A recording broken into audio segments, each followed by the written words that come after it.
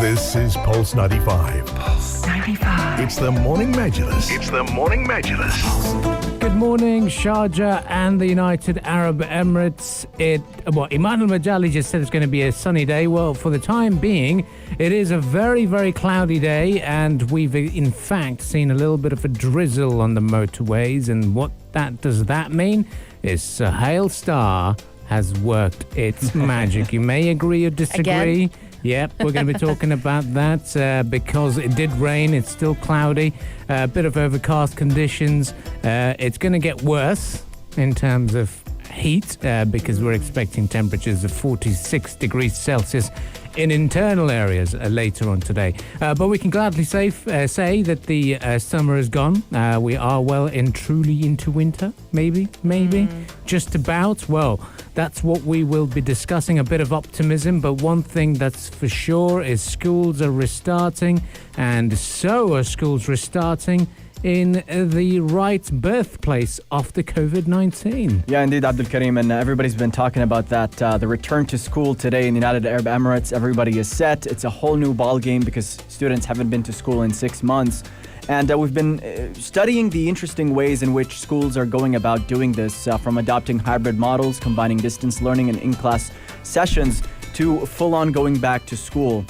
And to learn more about this and how other countries are handling this so far, we're going to go back to the epicenter, the birthplace of the COVID-19, Wuhan. We're going to talk about what they're doing, what guidelines they're instilling on their schools, and what, in terms of policy, the world can glean from this major reopening. So stay tuned as we talk schools and what schools around the world are doing. Sharjah schools as well have been doing a lot to ensure the safety of students in the Emirates. So stay tuned for that discussion and so much more.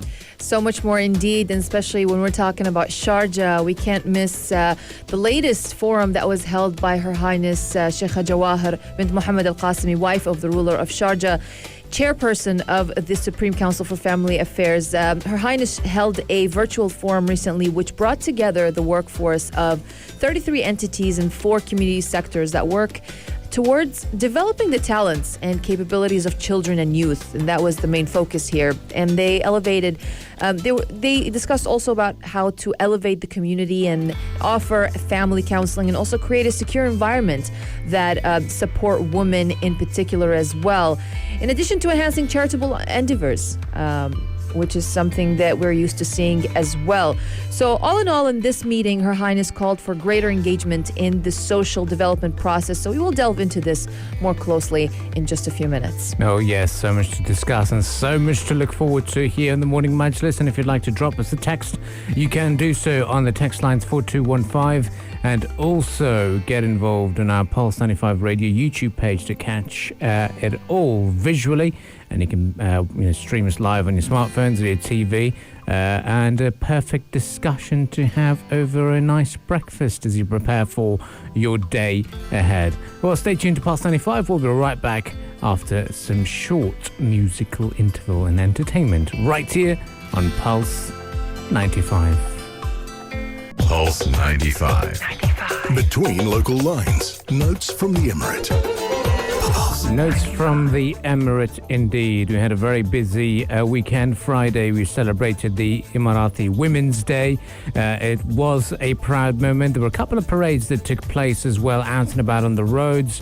It was all celebrating their contribution in our society, and also recognizing the hard work and the role they play at their workplaces, as well as being the very foundation of their households at home.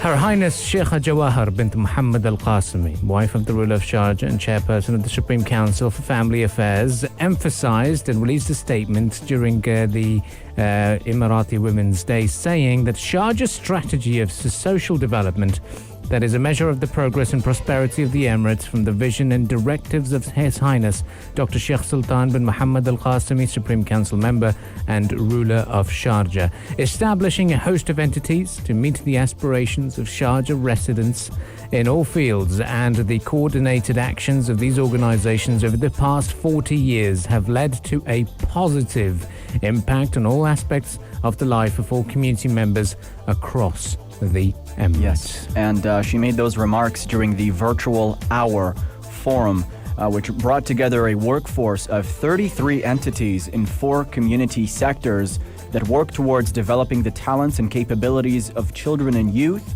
to elevate the community, and to offer family counseling and create a secure environment that supports women, in addition to enhancing charitable endeavors. And the forum saw the participation of a panel of experts and specialists who shed light on how to innovate and improve development tools in order to create an efficient corporate culture. They also outlined a map for entities to efficiently apply this method to improve their strategies and plans as well for work culture. So it was a big brainstorming session. A number of experts attended, and they had an exchange of ideas on how to make things better. Exchange of ideas indeed, and also new pillars, key pillars that were focused on. And those included our principles, which discussed the concept of compassionate leadership. Another pillar was our objectives, which tackled social return on investment. Our data, which also highlighted the importance of data and statistics in planning and impact assessment. And last but not least, our tools, which explored how organizations can use information technology, IT, and data in planning and program development. Of course, those sessions were introduced by Hanan Al Mahmoud, CEO of Al Jawahar Reception and Convention Center, who emphasized that entities which have a direct relationship with the public should be more proactive in adopting social development methodologies and also tools to bring about qualitative changes in society, and also enable its members to fulfill their ambitions and aspirations. The Hour Forum sessions commenced with a video featuring the achievements and initiatives launched by the entities led by Her Highness Sheikha Jawahar bint Mohammed Al Qasimi. And this video also highlighted the distinctive roles of each entity, as well as the tools and mechanisms it incorporates to serve Sharjah's social and professional environment. Yep, of course, and it's when we speak about what's the initiatives and the key theme for the period going forward when it comes to the 2021 roadmap that outlines the approaches adopted by various institutions to achieve the vision of Her Highness Sheikha Jawahar, and that's the theme: awareness helps families and solidarity helps communities. So that is the key message that is coming out from that plan. And as we prepare for the world of business headlines, Morning Majlis shall return right after that, and we'll continue the discussions here.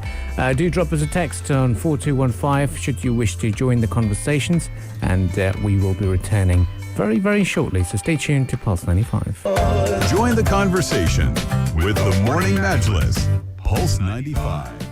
Yes, in line with the discussions we've had on schools reopening in the United Arab Emirates, it's a big day. A lot of parents are excited. A lot of students even are looking forward to returning to classrooms and to a sense of normalcy once again.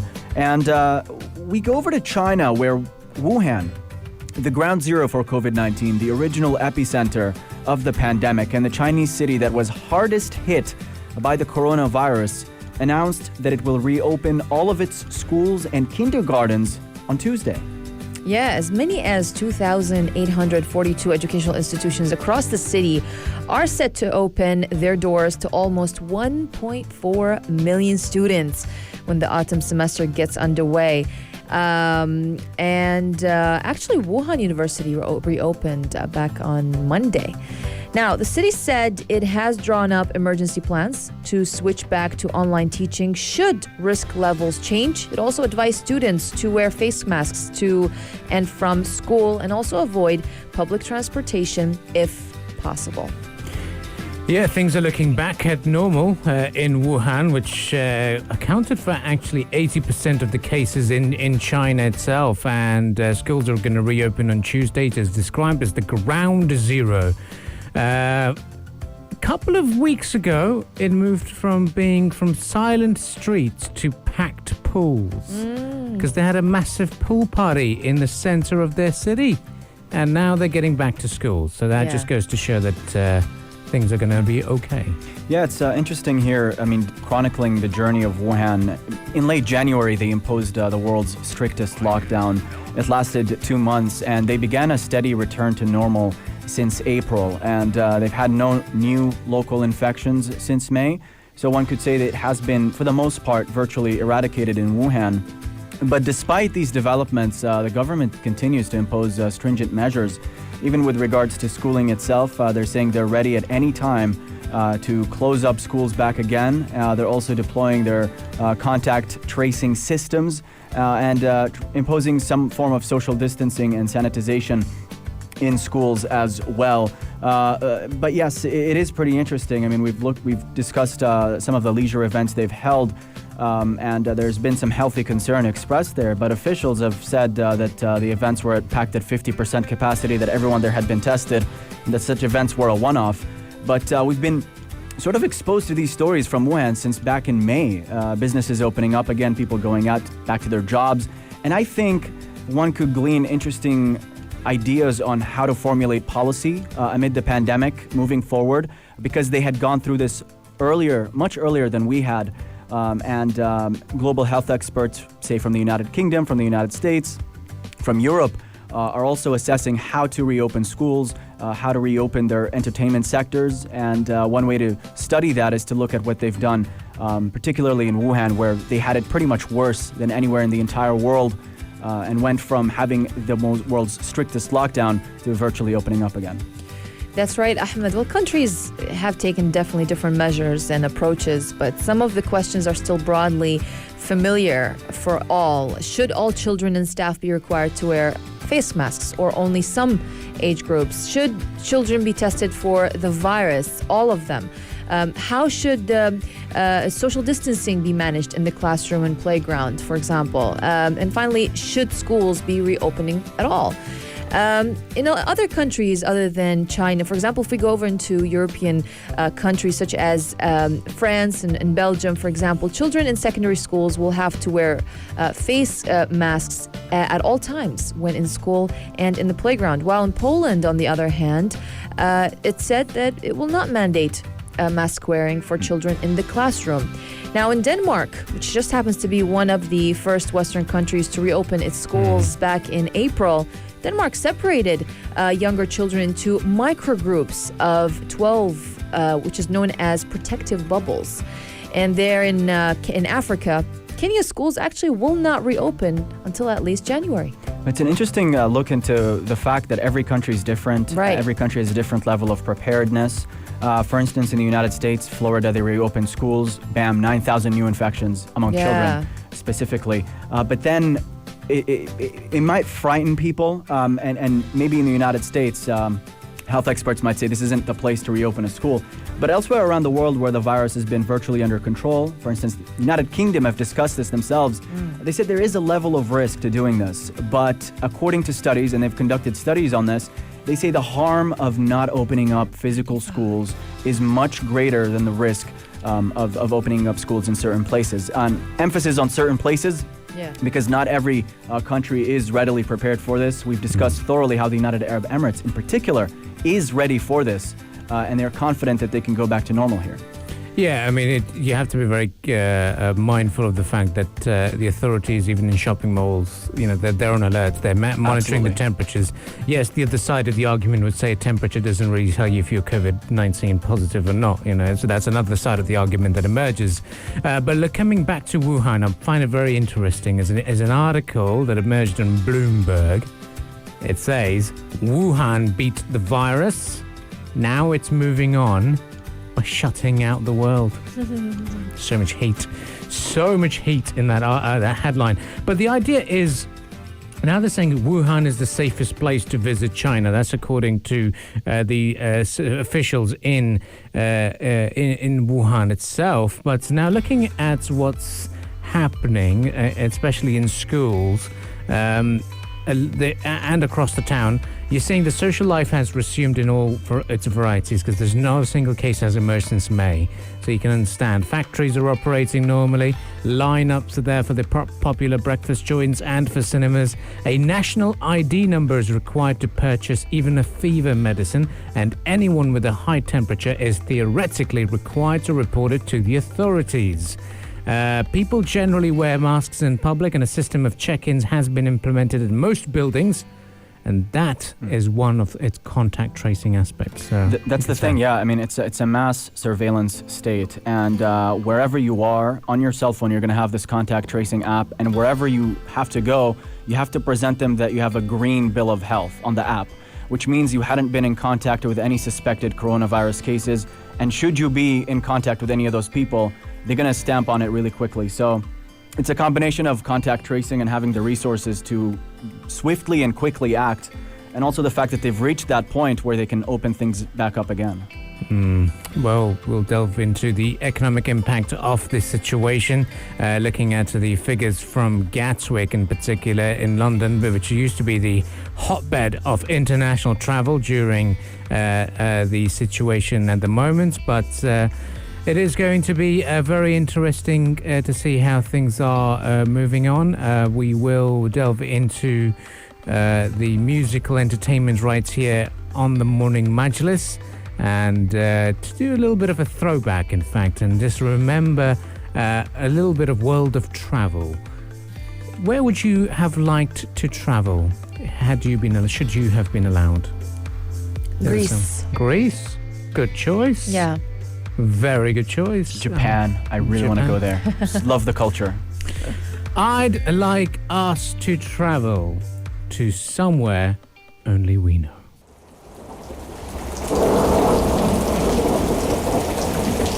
It's here. The winter is here. Believe me, agree or disagree? Well, Sohail Star, which happens to be the second brightest star in the sky after Sirius, well, it returned to the skies above the UAE in the early hours of August 24th. Right? And that definitely brought relief to the UAE that the scorching summer days are coming to a close. It's coming to an end. And of course, the emergence of the star every year in late August means one thing to ancient mariners and farmers. Winter is coming. So this is very, very a happy time for all of us. Yeah. So the question is, did it work its magic already?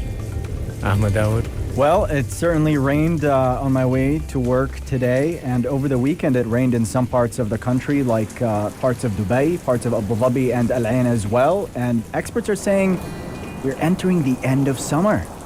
Yay. You know that Sohail Star actually once guided pearl divers and also Hajj pilgrims as they navigated across sea and sand, and today it is used in space navigation. Well, my theory that Sohail Star is the start of winter and end of summer was defied by the astronomer who joined us here on the Morning Majlis to talk to us about saying, look, it was all purely navigational. It's ancient. It is historical. But yeah, because with the emergence of the Sohail Star, it means that the sun is now facing the south based on the movement of the Earth. But today, nature proved me right. Yes? No? Well, let us know. Well, the weekend's weather, I mean, it did kind of look promising, right? It wasn't that bad. This morning was overcast. It was a nice cloud cover to greet us as we walked into work, into the studios of the Sharjah Broadcasting Authority.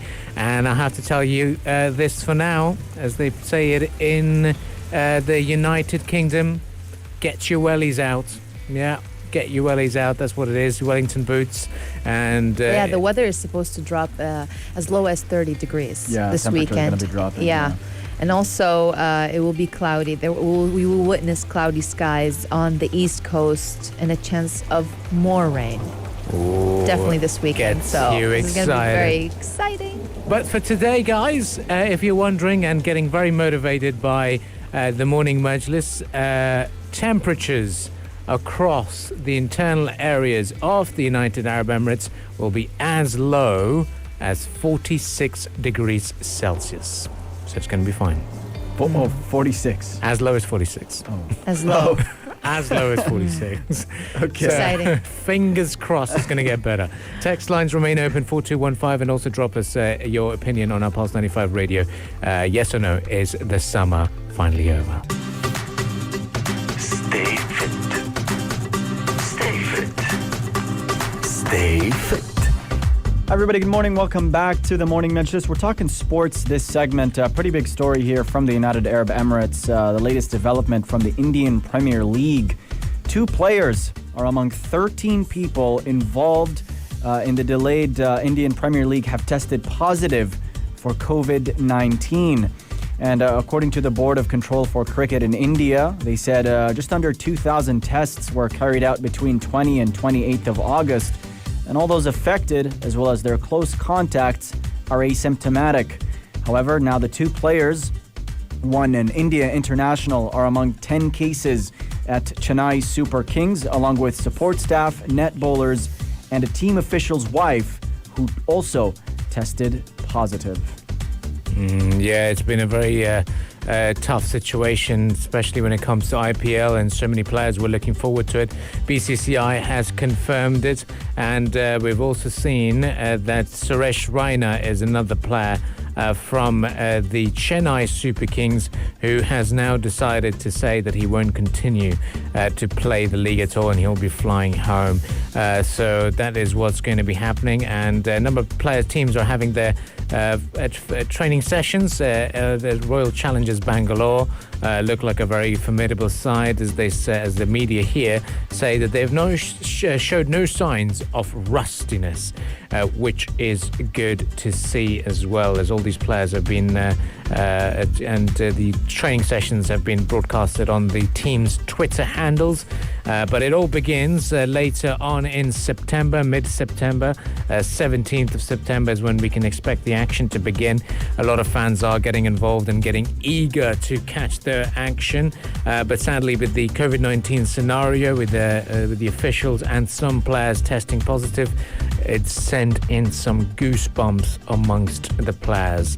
Looking at other big sporting developments, FA Cup, FA Community Shield, Arsenal versus Liverpool. And I saw a very, very happy man yesterday on the Insta stories, our very own presenter, Omar Abdouri. And the reason is because Arsenal won that game. Yeah, Pierre-Emerick Aubameyang scored a superb goal and netted the winning penalty in a bit of a shootout as Arsenal defeated Liverpool in the Community Shield at an empty Wembley Stadium. The final score was 1-1, but yes, there was that shootout. They won 5-4 on penalties. A pretty tense game. Pretty tense game, and if people are wondering what the Community Shield is, I'm pretty sure all football fans and people who watch the Premier League dearly and closely know and are aware. It's the game between the champions of the previous Premier League season and holders of the FA Cup, Liverpool, winners of the English Premier League, finally getting a chance to play that encounter, but sadly, just a bit of a curtain raiser, didn't go according to plan. Arsenal continue to hold that, and most successful team to have won the Community Shield is Manchester United. They've won it a record 21 times. 21 times they've won that shield, and it's moved on from being a Sheriff of London Charity Shield to the FA Community Shield. It certainly is a very important game. Yes, it's just a fixture, a friendly fixture. Means nothing on the standings, but it's just bragging rights to walk away. Yeah, it's always fun. And as of the latest on Messi's transfer, senior figures at Barcelona actually expect Argentina playmaker Lionel Messi to join Manchester City. Manchester City actually, they're hopeful of a double high-profile signing with Messi plus a new contract for manager Pep Guardiola.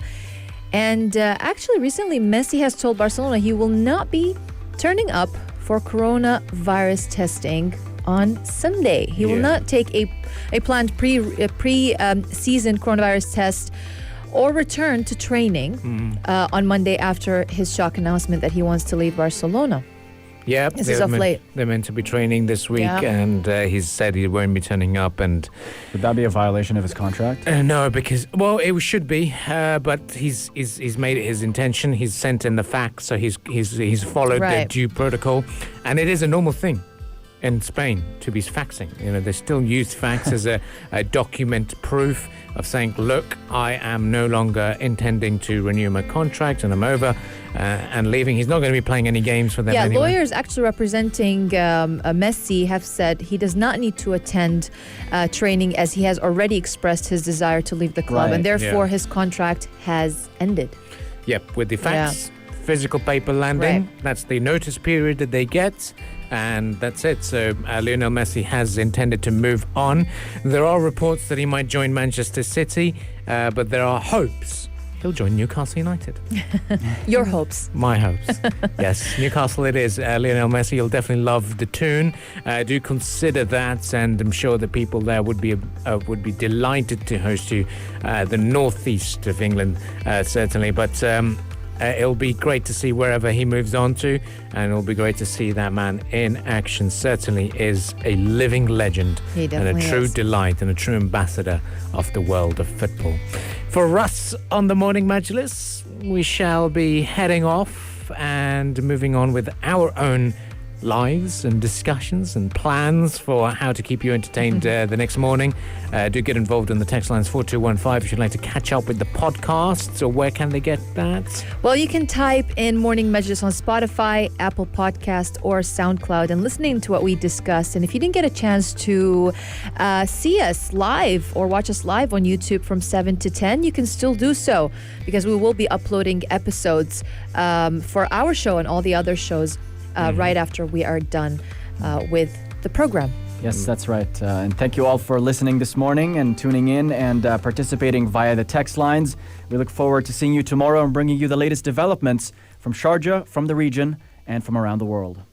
Pulse 95. You're listening to Pulse 95. Pulse 95. It's Pulse 95.